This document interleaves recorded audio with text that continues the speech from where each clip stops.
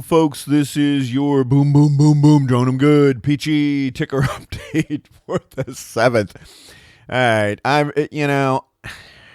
God, while you were not caring about things domestically here in the United States, while you were refusing as a nation of 330 million Americans and God knows how many illegal invaders and other crazies with IQs of 70 that we've imported from other lands, while you were sitting around drinking your beer and bitching and kvetching about us killing an actual terrorist, a real no bullshit terrorist, which I will get to in a minute. While you were doing all of that, you were paying absolutely no attention to the ticker that I put up this morning, and which I'm willing to bet will get fewer views and fewer recirculation and zero pushback from the American public, and yet it is the reason that this entire effing country is going to collapse. And that is the bullshit that goes on in the medical industry every single goddamn day. I just got treated to another little example of it this morning. I went to go have my teeth cleaned. You know, the routine thing that you do so that they don't fall out. Yeah. And I get done. A nice lady gets done cleaning my teeth. She does her usual decent job. I really like her, hygienist. And I get up to the front, and what is the demand? They want to scan a copy of my driver's license. Why? Oh, well, it's Florida state law. Well, I'm still trying to dig up exactly where the requirement is. There is a thing about being able to positively identify patients. Excuse me? Why do I need anything other than money? There is no issue with insurance or anything like that here. I pay in cash. Why do you need anything other than, Benjamin's or a credit card or whatever? Why is there any why? Why do we tolerate that crap? ID, please. ID, please. ID. Really? Oh, by the way, these records are all electronic. No, there are no hackers. No. This stuff's not. I guess, hey, given that my identity and my exact path of travel was probably recorded by 15 cameras between my house and the time I got to the actual dental office, I'm not so sure it matters so much anymore. And gee, whose fault is that? That's ours too. But, I want you to take a look at that ticker that I wrote this morning. That is a real no bullshit medical insurance bill from after, by the way, just for point of reference, 10 years after I sold my internet company, okay, for myself and my daughter, 2 months, $533. 2 months. So about $260 a month. Yeah, $270 a month for two of us. Now, I am more expensive by about double than she was. Oh, she was a kid. But here's the thing. This was a bill that at that time I was, growling about a lot because it had gone up a great deal. And in fact, it went up every single effing year, twice. Once at the beginning of the year and again on my birthday, every single time. All right. But it is considerably more than what it used to be to cover me when I was running MCS. And how do I know this? Because guess who paid that bill for all the employees? I did. I signed the checks. And they were individually rated. And here we are. Okay. And by the way, I'm in better physical condition now than I was in 2008 by quite a bit. My BMI is lower. All of my vital things are lower. I could not run a half marathon back then. I sure as hell can now. So, hey, risk adjusted, my cost should be lower than it is. But no. Oh, no. You try to buy this today, it's 5 times as much. You don't put a stop to this, ladies and gentlemen. This and only this is what's destroying the middle class. This is why you cannot make a $20,000 a year salary as an individual work in most metropolitan, in fact, any metropolitan area in the United States today. It's the reason. You take this today, it's $1,000 a month. Okay, that's $12,000 a year. If I make $20,000 a year, how the hell do I pay for anything else? Oh, well, the government will pick it up. Oh, now you know why you have $1 trillion deficits, eh? Medicare, Medicaid, spend goes up over the space of 1998 to today by 500. It's 500% of what it was then. Okay, it was 320 billion. That in health and human services and the TANF, temporary assistance in needy families, it was also in there along with a handful of other social programs, about 30 billion a year worth. So you have to take that back out. That's not in there now. Center for Medicare and Medicaid Services is a separate item. All right, but it wasn't in the way that the MTS was done in the 1990s. So you take that back out, it's about 320 billion. Today, last fiscal year, ended in September, $1,576 billion, $1.576 trillion. 500% of what it was. And everyone says, oh, but there's more old people. Well, it's true, there's more old people. There are. Do you know what the percentage of old people, what the increase has been between 1998 and today? About 30%. There are 30% more people over 65 now than there were then. So if the spend on Medicare had gone up 30%, that would be rational because you qualify for Medicare at 65. Or if you end up on permanent disability, meaning you're on disability SSDI for more than 2 years, you qualify as well. However, let's leave the disability out of it because while that's a big part of it, it's not anywhere close to the whole deal. And we have 30% more old people, but the price has gone up 500. It's 500% of what it was. It's gone up 400. And everybody wants to kvetch and bitch about how we droned this terrorist. Folks, if we do not cut this bullshit out, the federal government and the economy are going to collapse.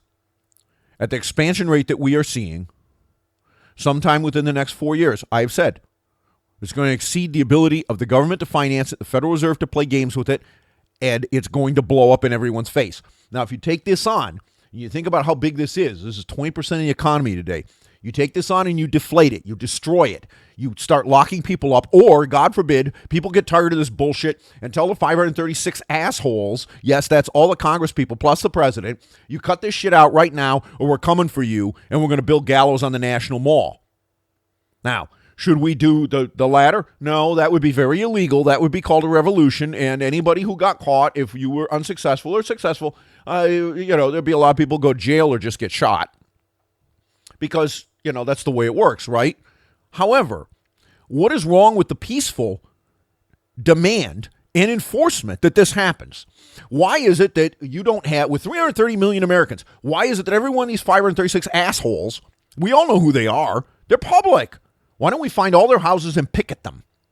Why don't we find all their family members and picket every one of their houses and all their businesses? Because you know what? Every one of these cocksuckers runs around the globe and the United States and makes a whole hell of a lot of money off all this misery and all this bullshit and all of this theft. Why aren't there pickets everywhere? Why can't you get ahead today? Why is it happening to the vast majority of Americans? Why has it happened over the last 20 years? That's the reason. But no, we won't even do the lawful things. Well, you know what? If you don't do the lawful things and put a stop to it, what's eventually going to happen is a bunch of unlawful things. And by the way, when the unlawful things come, it isn't going to be a handful of principled Americans or even a significant percentage of principled Americans that decide that they're going to take out the 536 assholes. Because that's not how it works. Mobs don't work like that. You ever been around a riot? Well, you don't want to be. You want to know what? Riots are very unprincipled things. You had little examples of it out in Los Angeles and other places. All right, the Rodney King stuff. And by the way, what ends up happening is a whole bunch of people that had absolutely nothing to do with the problem get killed and all of their property gets destroyed. Because that's the way it works. Because mobs don't have a brain. But you have a brain, right? For today. So why don't you use it? Why don't you take all of this anger and hatred and whatever for Trump or Pelosi or whatever and funnel it into something useful that will actually improve your life? You don't have to do it in a violent way.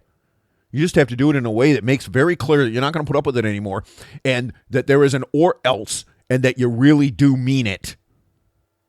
No, we can't do that. All right. Well, let's go back to Mr. King Terrorist that got whacked the other day. Supposedly, the latest scam is that he was on a peace mission to KSA, and that's why he was traveling with no security. Listen, if you believe that, you're so stupid, you don't deserve to be an American citizen. You believe that for 10 seconds? Get out of here. All right, first off, let's cite some facts. Fact. By the UN, this man was prohibited as of 2015, 4 years ago, from leaving the country. He was not allowed to travel outside of Iran. Period.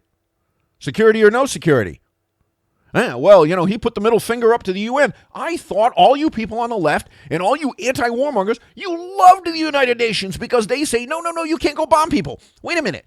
They said this guy can't leave the country. He paid a lot of attention to UN resolutions, right?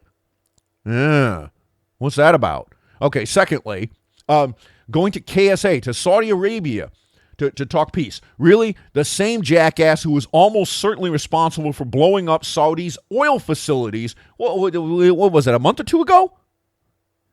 And he was going to go have a peace mission to Saudi Arabia. Yeah, the Saudis were going to welcome him with open arms. Oh, we love you so much after you blew up billions of dollars worth of our oil refinery equipment. All right, maybe not billions, but millions. Are you really that dumb? I mean, seriously. Good God. All right? And oh, by the way, if you want another lesson in stupidity, all this stuff about Turkey and Libya. Oh, well, they wouldn't actually do so. Why would they do something? Oh, no, how about the gas pipeline that wants to go through the straits right between the two nations? You ever look at a map?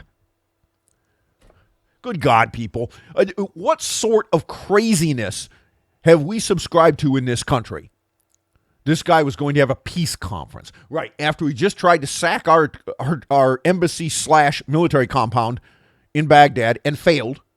Okay? And how do we know he did it? Well, the people that were actually on the ground, they spray painted his name as their leader all over the outside of the walls of the buildings. They claim... Good God. Do you need any more than that? I mean, a self-taken claim of responsibility contemporary at the time. Okay? Secondly, he's running around with a bunch of militia people in the cars. Yeah, he was going to a peace conference, all right. And supposedly he was going to a peace conference in the country that he just blew up a bunch of their shit just a little while ago. And he's under UN sanction and can't leave the country of Iran. Pull the other one, folks. And by the way, do I have to believe in the imminence and the American intelligence that's being touted as the reason for this strike? No, I don't. And in fact, I don't. I don't believe anything that comes out of the mouthpieces at the CIA and the other so-called intelligence sources. They lie. Not only do they lie, they lied to try to prevent Donald Trump from being president in the first place. So stop the bullshit about how all of a sudden, the intelligence services, they're so wonderful. No, they're not. They're a bunch of lying sacks of crap, and they have been over history of the United States, including recent history. And anyone that thinks that those people are honest and straightforward and whatever have you, may I offer you some yellow cake. However, that does not change the fact that this man was a monster. He was responsible for the death of over 600 Americans over the last 10 years or so. He had designs on trying to restart the Persian Empire, much like an Ottoman Empire type of thing. All right, the guy thought he was Genghis Khan, for Christ's sakes. And by the way, he publicly stated that he fully expected that someone would assassinate him, and he wanted it to happen because he'd die a martyr. Well, he got his wish. Okay, you know what? You fucked your last goat, dude. And now the guerrilla's going to turn at you.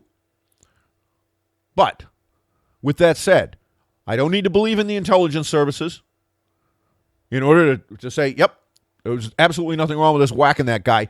He was the source of a great deal of terrorism and direct attack just previously on our embassy. This is the people who want to make an excuse for this. You are exactly the same sort of folks who say that Hunter Biden and Joe Biden can scam however many untold millions of dollars out of Ukraine, taxpayer money, steal it, And then Joe Biden gets immune from having any of this looked at because he declares a run for president of the United States. Well, you know what? I think if that's the standard, that all of us ought to be able to go out and take care of business, all the people that have created all of these problems and generated all this bullshit, okay? We ought to be able to go do some very, very illegal things and then immediately declare our candidacy for some federal office, and all is forgiven. You cannot arrest us. You can't investigate us. Nope. And if you do, you get impeached and thrown out of office. Folks, would you develop just a little bit of intellectual consistency in your positions? Yeah, I know I'm asking too much, right? I'm your ticker guy. Wake the hell up.